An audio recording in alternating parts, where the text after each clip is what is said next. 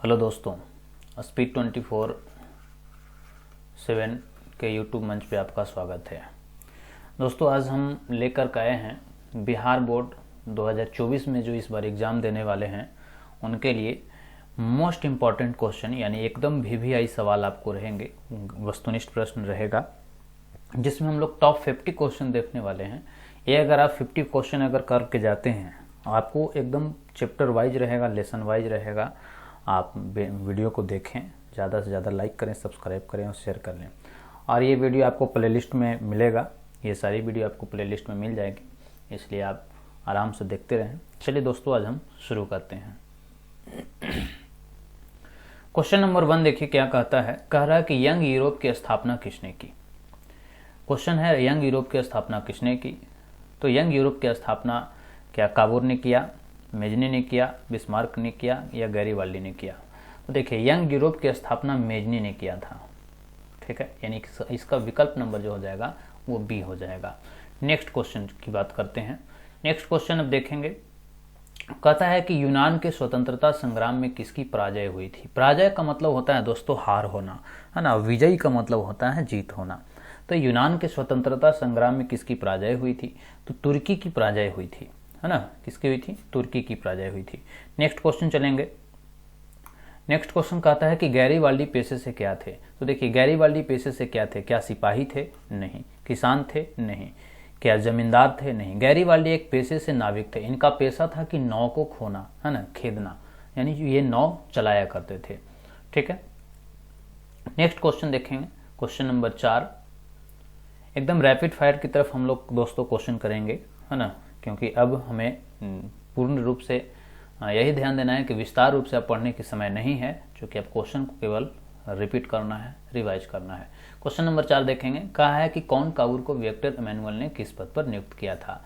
कौन काबूर को Victor Emmanuel ने किस पद पर नियुक्त किया गया था। क्या सेनापति के पद पर नियुक्त किया गया था। कौन विक्टर इमैनुअल ने जो है से कौन काबूर को किसके लिए नियुक्त चुना था। क्या सेनापति के लिए चुना था, फ्रांस में राजदूत के लिए, प्रधानमंत्री के लिए, गृह मंत्री के लिए। तो कौन काबूर को विक्टर इमैनुअल ने प्रधानमंत्री के लिए चुना था। नेक्स्ट क्वेश्चन देखेंगे। नेक्स्ट क्वेश्चन में है कि रक्त एवं लौह की नीति का अवलंबन किसने किया था। रक्त एवं लौह की नीति का अवलंबन किसने किया था। तो देखिए दोस्तों, रक्त एवं लौह की नीति का अवलंबन जो है मेजनी ने किया था। क्या हिटलर ने किया था, बिस्मार्क ने किया था या विलियम वन ने किया था। तो देखिए, लौह एवं रक्त नीति का अवलंबन जो किया था वो बिस्मार्क ने किया था। किसने किया था? बिस्मार्क ने। ऑप्शन नंबर सी हो जाएगा। नेक्स्ट क्वेश्चन की तरफ देखें। Question number 6। क्वेश्चन नंबर 6 में लिखा है कि वियना कांग्रेस के द्वारा फ्रांस में किस शासक वंश की पुनर्स्थापना की गई थी। देखिए, ये क्वेश्चन एकदम वीवीआई क्वेश्चन इस टाइप का है, आपको एकदम छाट छाट करके लाया गया है ताकि आप एकदम इसको जाइए और क्वेश्चन वहां एग्जाम में बना के आ जाइए। तो क्वेश्चन नंबर 6 में कहते हैं कि वियना कांग्रेस द्वारा फ्रांस में किस शासक वंश की पुनर्स्थापना की गई थी। पुनर्स्थापना की गई थी। तो क्या हैब्सबर्ग ने किया था, आलिया ने किया था, बोर्बो वंश ने किया था, बोर्बो वंश या जारशाही ने किया था। तो देखिए, वियना कांग्रेस के द्वारा फ्रांस में जो कि शासक वंश की पुनर्स्थापना जो की गई थी वो बोर्बो वंश में की गई थी, ठीक है। नेक्स्ट क्वेश्चन पे चलते हैं। नेक्स्ट क्वेश्चन में देखिए क्या लिखा है कि जर्मन राइन राज्य का निर्माण किसने किया था। तो जर्मन राइन राज्य का निर्माण जो है वो किसने किया था। लुई 18वां ने, नेपोलियन बोनापार्ट, नेपोलियन थर्ड और बिस्मार्क। तो देखिए, जर्मन राइन राज्य संघ का जो निर्माण किया था, राज्य का निर्माण किया था, वो नेपोलियन बोनापार्ट ने किया था। Option number B. Next question की तरफ चलेंगे। नेक्स्ट क्वेश्चन कहता है कि मारियान किस देश के राष्ट्रवादी का प्रतीक था। मारियान जो है वो किस देश के राष्ट्रवादी का प्रतीक था। क्या फ्रांस, रूस, इटली, जर्मनी। तो देखिए, मारियान किस देश का राष्ट्रवाद के प्रतीक थी। तो मारियान जो थी वो फ्रांस की प्रतीक थी। नेक्स्ट क्वेश्चन चलेंगे।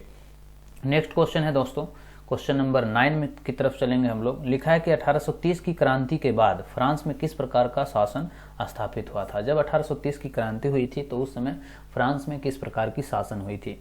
तो देखिए, 1830 में फ्रांस में जो शासन हुआ था, क्या निरंकुश राजतंत्र था, संघीय शासन व्यवस्था था, गणराज्य था या संवैधानिक राजतंत्र था। तो कहा जाता है कि 1830 की क्रांति के बाद फ्रांस में किस प्रकार का शासन स्थापित हुआ था। तो फ्रांस में 1830 के बाद जो स्थापित हुआ था राजतंत्र, स्थापित जो किया गया था वो राजतंत्र था, निरंकुश राजतंत्र, ठीक है। नेक्स्ट क्वेश्चन की ओर चलेंगे। नेक्स्ट क्वेश्चन लिखा है एक्ट ऑफ यूनियन किस वर्ष पारित हुआ था। एक्ट ऑफ यूनियन 1667, 1707, 1788, 1807 में। तो देखिए एक्ट ऑफ यूनियन जो है वो किस वर्ष पारित किया गया था? 1688 ईस्वी में पारित किया गया था।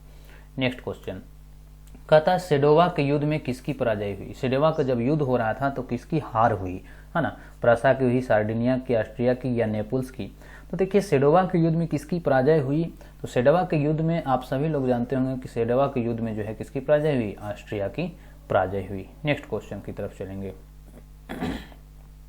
कहता है किस युद्ध के बाद जर्मनी का एकीकरण पूरा हुआ? कौन सा ऐसा युद्ध था जिसके बाद जर्मनी का एकीकरण जो है वो पूरा हुआ था? तो क्रीमिया युद्ध था, सेडोवा का युद्ध था, प्रसा का युद्ध था या सीडान का युद्ध था? तो देखिए किस युद्ध के बाद जर्मनी का जो एकीकरण पूरा हुआ था वह जो युद्ध था वो सीडान का युद्ध के बाद पूरा हुआ था, है ना? नेक्स्ट क्वेश्चन हम लोग क्वेश्चन नंबर 13 की तरफ चलेंगे। क्वेश्चन नंबर 13 में देखिए क्या कहा जा रहा है। नेपोलियन ने जर्मनी में किस संघ की स्थापना की थी? नेपोलियन ने जर्मनी में कौन सा ऐसा संघ का स्थापना किया था नेपोलियन ने? तो ट्रांसपेडेशन संघ था या सिसेल्स पाइन संघ था, है ना, या राइन संघ था, या इनमें से किसी की कोई सा भी संघ नहीं था। तो दोस्तों नेपोलियन ने जर्मन में किस संघ की स्थापना किया था? तो इसका स्थापना जो था नेपोलियन ने जर्मनी में राइन संघ की स्थापना किया था। विकल्प नंबर सी हो जाएगा। नेक्स्ट क्वेश्चन की तरफ चलते हैं। कहा जा रहा है कि जाल्वेराइन की स्थापना किस राज्य ने की थी? जाल्वेराइन एक क्रांतिकारियों की संस्था थी जिसकी स्थापना किसने किया था? तो जाल्वेराइन की स्थापना जो है किसने किया था? प्रसा ने किया था। विकल्प नंबर ए हो जाएगा। नेक्स्ट क्वेश्चन देखिए क्या कह रहा है कि हंगरी की भाषा क्या थी? तो हंगरी की जो भाषा थी क्या इतालवी थी, मैग्यार थी, पेलिश थी या फ्रेंच थी? तो दोस्तों हंगरी की जो भाषा थी वो मैग्यार थी, है ना। और हंगरी की राजधानी कहाँ है? तो हंगरी की राजधानी जो है वो बुडापेस्ट है। कहाँ है? बुडापेस्ट है ना। नेक्स्ट क्वेश्चन देखेंगे दोस्त। जर्मन राइन राज्य का निर्माण किसने किया था? देखिए ये क्वेश्चन रिपीट हो गया है। जर्मन राइन राज्य का निर्माण जो है वो नेपोलियन बोनापार्ट ने ही किया था, है ना। नेक्स्ट क्वेश्चन चलते हैं। अगला क्वेश्चन में कहा जा रहा है कि यूरोप में राष्ट्रवाद की पहली स्पष्ट अभिव्यक्ति कब हुई थी? यूरोप में जो राष्ट्रवाद थी, राष्ट्रवाद किसे कहते हैं? राष्ट्रवाद किसे कहा जाता है? जो अपने देश से प्रेम करता हो, सद्भावना रखता हो, है ना, उसे राष्ट्रवाद कहते हैं। तो यूरोप में राष्ट्रवाद की पहल स्पष्ट अभिव्यक्ति कब की गई थी? तो यूरोप में राष्ट्रवाद की जो पहल रखी गई थी कि अपने अपने देश के प्रति लोग सजग रहेंगे और अपने अपने देशों के प्रति काम करेंगे, तो वो 1789 ईस्वी में किया गया था। नेक्स्ट क्वेश्चन में देखिए क्वेश्चन नंबर 18 में हम लोग देखेंगे कि यूरोप का मरीज किसे कहा जाता है। बहुत वीवीआई ये क्वेश्चन है। यूरोप का मरीज किसे कहते हैं? तो क्या प्रसा को कहेंगे, ऑस्ट्रिया को कहेंगे, तुर्की को कहेंगे, ब्रिटेन को कहेंगे? तो आप सभी लोग जानते होंगे एक बहुत फेमस क्वेश्चन है कि यूरोप का मरीज जो है वो तुर्की को कहा जाता है ना। नेक्स्ट क्वेश्चन हम लोग देखेंगे कि मेटरनिक का पतन किस वर्ष हुआ था? मेटरनिक का जो पतन हुआ था वो किस वर्ष हुआ था? ए में है मार्च 1848, बी में अप्रैल 1848, सी में मई 1848, डी में जून 1848।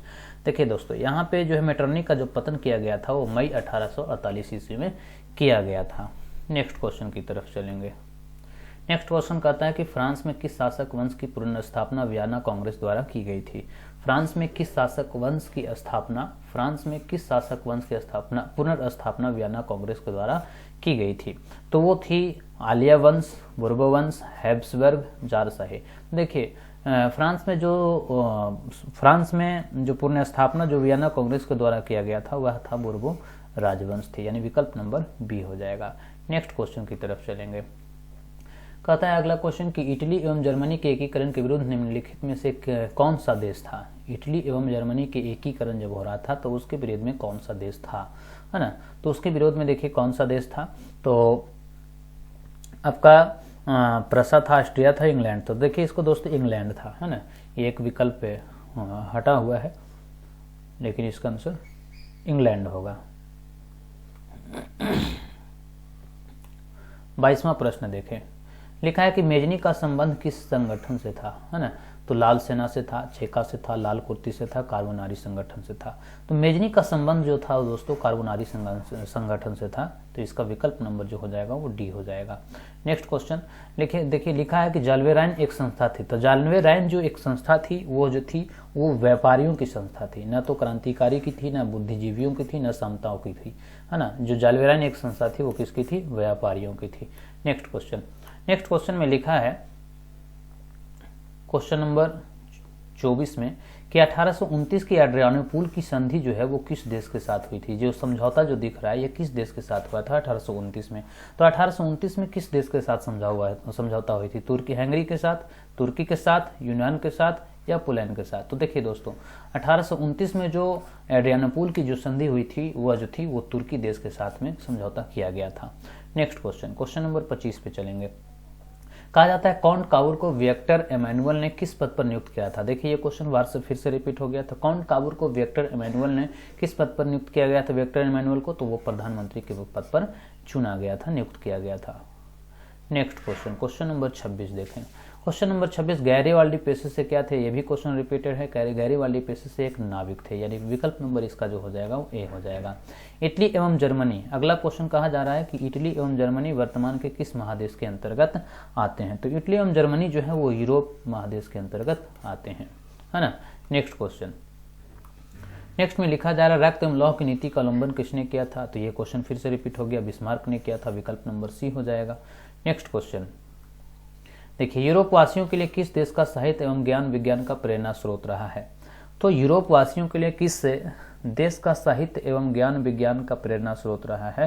तो वह देश जो है दोस्तों वो यूनान है, विकल्प नंबर डी हो जाएगा। देखिए ये पूर्ण रूप से फुल्ली एनसीईआरटी क्वेश्चन लाया गया है और आप इसे देख करके जाएं, इससे एक भी बाहर जाने की कोई संभावना नहीं है ना। नेक्स्ट क्वेश्चन, फ्रैंकफर्ट की संधि कब की गई थी? तो फ्रैंकफर्ट की संधि दोस्तों 1871 ईस्वी में किया गया था, विकल्प नंबर ए हो जाएगा। नेक्स्ट क्वेश्चन, किस युद्ध के बाद जर्मनी का एकीकरण पूरा हो गया था? कौन सा ऐसा युद्ध था जिसके बाद जर्मनी का जो था वो एकीकरण पूरा हो गया था? तो वह जो दोस्तों था वो सीडान का युद्ध था। सीडान के युद्ध के बाद जर्मनी का एकीकरण जो है वो पूरा हो गया था। नेक्स्ट क्वेश्चन देखेंगे, यंग यूरोप की स्थापना किसने की थी? तो यंग यूरोप का स्थापना जो है वो मेजनी ने किया था। किसने किया था? मेजनी ने किया था। यंग यूरोप, यंग इटली की स्थापना भी मेजनी ने किया था। यहाँ पे सवाल है यंग यूरोप की स्थापना किसने किया था? तो मेजनी ने किया था। अगला क्वेश्चन अगर रहेगा कि यंग इटली है ना, यंग इटली की स्थापना किसने किया था? तो भी मेजनी ने ही किया था। नेक्स्ट क्वेश्चन देखते हैं। देखिए आ ही गया सवाल कि यंग इटली की स्थापना किसने किया था? तो दोस्तों यंग इटली की स्थापना जो किया था वो मेजनी ने किया था। नेक्स्ट क्वेश्चन पे चलते हैं। नेक्स्ट क्वेश्चन में देखिए सीडान का युद्ध जो था वो कब हुआ था? तो सीडान का युद्ध कब किया गया था? वो सीडान का युद्ध था जो दोस्तों वो 1870 में हुआ था, है ना। इसके बाद इटली के एकीकरण पूरे हुए थे। नेक्स्ट क्वेश्चन में लिखा है कि सन 1870 में फ्रांस और प्रूसिया के बीच युद्ध जो है वो कहाँ हुआ था? 1870 में फ्रांस और प्रूसिया के बीच जब युद्ध हुआ था तो वो किस जगह पे युद्ध हुआ था? क्या सेडान में था, सेडोवा में था, साइडाइन में था या फ्रैंकफर्ट में थी? तो देखिए सन 1870 में फ्रांस और प्रूसिया के बीच का युद्ध जो हुआ था वो युद्ध हुआ था आपको सेडोन में हुआ था, है ना। विकल्प नंबर ए हो जाएगा। नेक्स्ट क्वेश्चन की तरफ चलते हैं। नेक्स्ट क्वेश्चन में लिखा है कि वियना सम्मेलन जो है वो किस वर्ष हुआ था? तो वियना सम्मेलन जो हुआ था दोस्तों वो 1815 ईस्वी में हुआ था, विकल्प नंबर ए हो जाएगा। नेक्स्ट क्वेश्चन पे चलेंगे। चूंकि अब ये क्वेश्चन हम लोग रैपिड फायर की तरफ देखने वाले हैं, चूंकि अब उतना डिस्कशन करना कोई जरूरी नहीं है, चूंकि आपके पास समय बहुत कम है दोस्त। नेक्स्ट क्वेश्चन कहता है कि वियना किस देश की राजधानी है? तो वियना जो है वो किस देश की राजधानी है? दोस्तों वियना ऑस्ट्रिया की राजधानी है। ऑस्ट्रिया की राजधानी जो है वो वियना है ना। नेक्स्ट क्वेश्चन नंबर 38 है ना। 38 में देखिए लिखा है कि क्रीमिया युद्ध किस वर्ष हुआ था? क्रीमिया युद्ध किस वर्ष किया गया था? तो क्रीमिया युद्ध दोस्तों 1854 में किया गया था। 1854 ईस्वी में क्रीमिया युद्ध किया गया था। नेक्स्ट क्वेश्चन, कहा जाता है कि राष्ट्रवाद की अवधारणा का जन्म किस घटना से माना जाता है? राष्ट्रवाद की जो अवधारणा थी वो किस घटना से माना जाता है? तो राष्ट्रवाद की अवधारणा क्या पूर्ण जागरण से माना जाता है, या धर्म सुधार आंदोलन से माना जाता है, या गौरवपूर्ण क्रांति से माना जाता है, या फ्रांस की क्रांति से माना जाता है? तो राष्ट्रवाद की अवधारणा का जन्म किस घटना से मानते हैं दोस्तों? राष्ट्रवाद की अवधारणा का जो घटना माना जाता है वो फ्रांस की क्रांति से माना जाता है, यानी विकल्प नंबर जो हो जाएगा वो डी हो जाएगा। नेक्स्ट क्वेश्चन की तरफ चलते हैं। लिखा है नेपोलियन संहिता किस वर्ष लागू की गई थी? नेपोलियन संहिता दोस्तों 1804 ईस्वी में लागू किया गया था। नेक्स्ट क्वेश्चन पे चलते हैं। वियना सम्मेलन यानी कांग्रेस का अध्यक्ष कौन था? वियना सम्मेलन कांग्रेस के द्वारा जब किया गया था तो उस समय अध्यक्ष जो थे वो कौन थे? उस समय अध्यक्ष जो थे वो मेटरनिक था। कौन था? मेटरनिक था। नेक्स्ट क्वेश्चन की तरफ चलेंगे। नेक्स्ट क्वेश्चन में देखिए दोस्त लिखा हुआ है कि मेटरनिक व्यवस्था का उद्देश्य क्या था? मेटरनिक व्यवस्था का क्या उद्देश्य था? मेटरनिक जो व्यवस्था थी उसकी क्या उद्देश्य थी, है ना। तो मेटरनिक व्यवस्था का उद्देश्य जो था दोस्त वो था पुरातन व्यवस्था में पुनः स्थापना करना। पुरातन की जो व्यवस्था थी वो पुनः स्थापना करना था। विकल्प नंबर सी हो जाएगा। नेक्स्ट क्वेश्चन की तरफ चलते हैं। लिखा है कि कौन कावूर की मृत्यु किस वर्ष हुई। बहुत वीवीआई क्वेश्चन है ये हो सकता है कि पूछ लिया जाए, है ना। तो कौन कावूर की जो मृत्यु हुई थी वो दोस्त हुए थे 1862 ईस्वी में हुआ था। नेक्स्ट क्वेश्चन की तरफ चलते हैं। इटली और जर्मनी के एकीकरण का कौन विरोधी था। जब इटली और जर्मनी का एकीकरण हो रहा था दोस्त तो उसका कौन जो था वो विरोधी था। ये पहले भी क्वेश्चन रिपीट हो चुका है। उसका विरोधी जो था वो ऑस्ट्रिया था, है ना। नेक्स्ट क्वेश्चन की तरफ चलेंगे। लिखा है जर्मनी का एकीकरण किस वर्ष पूरा हुआ था। जर्मनी का एकीकरण जो दोस्त था वो किस वर्ष पूरा हुआ था। तो जर्मनी का एकीकरण 1871 में पूरा किया गया था। नेक्स्ट क्वेश्चन की तरफ चलेंगे। नेक्स्ट क्वेश्चन में देखिए लिखा है कि लाल कुर्ती का गठन किसने किया था। तो लाल कुर्ती का गठन किसने किया था दोस्त। तो लाल कुर्ती का जो गठन किया था वो गैरीबाल्डी ने किया था। किसने किया था। गैरीबाल्डी ने किया था, है ना। और लाल सेना का देखिए यहाँ से एक सवाल और बन सकता है दोस्त कि लाल कुर्ती का गठन गैरीबाल्डी ने किया था। लाल सेना का गठन ट्राटस्की ने किया था दोस्त। ट्राटस्की ने किया था, है ना। नेक्स्ट क्वेश्चन की तरफ चलते हैं। क्वेश्चन नंबर 47 में लिखा है कि जाल्वेराइन संघ की स्थापना किस वर्ष किया गया था।